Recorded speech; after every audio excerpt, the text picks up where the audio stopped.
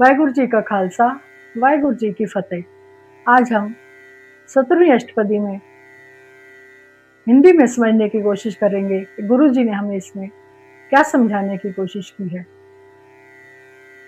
ये कहते हैं श्लोक में, आज सच जुगाद सच है भी सच, नानक होसी भी सच। कि भगवान पहले भी सत्य, युगों से सत्य है, वो आज भी सत्य है और आगे भी हमेशा सच्चे ही होगा। वो अपरम अपार, जिसकी कोई माया का पार नहीं पा सकता, वो सच ही सच है। आगे कहते हैं अष्टपदी, चरण ससत पर संहार, मुझे ससद फेरदार।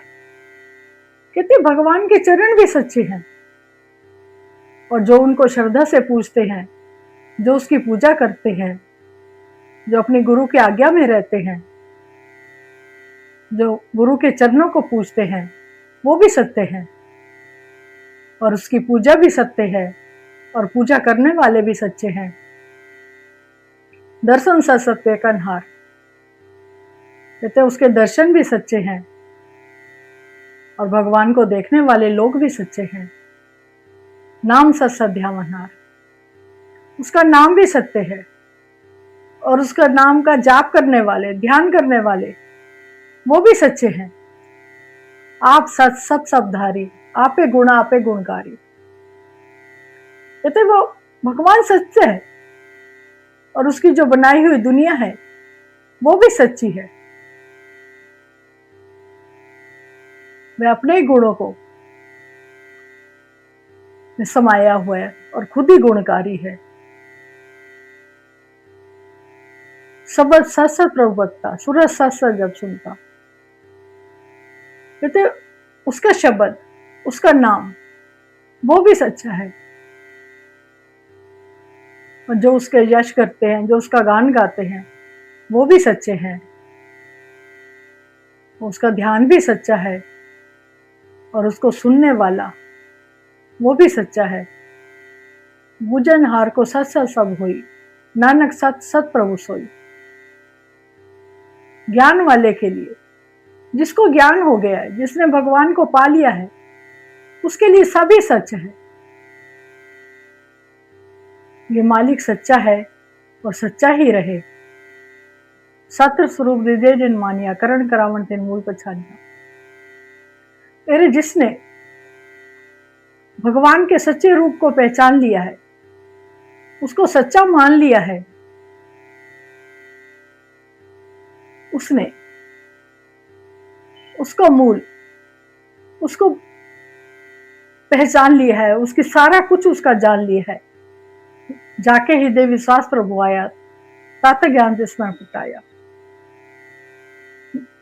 जिसके मन में मालिक का विश्वास आ गया है, मालिक का भरोसा आ गया है, जिसने उसके ऊपर विश्वास पा लिया है, उसके मन में ज्ञान प्रकट हो जाता है।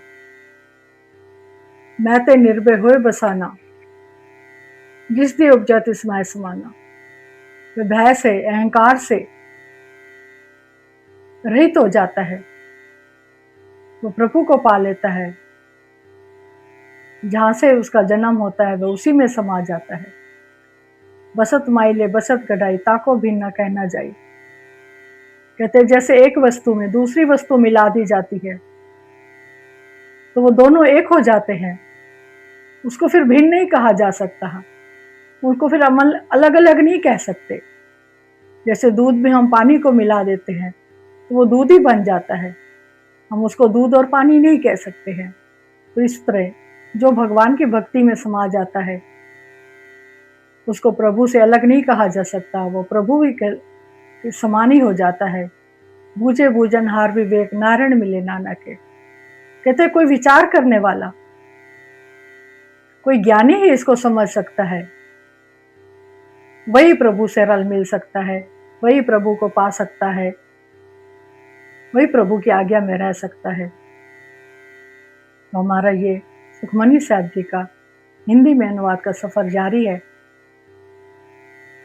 आप इस वीडियो को सब्सक्राइब जरूर करिए और कमेंट में वाहिगुरु लिखिए।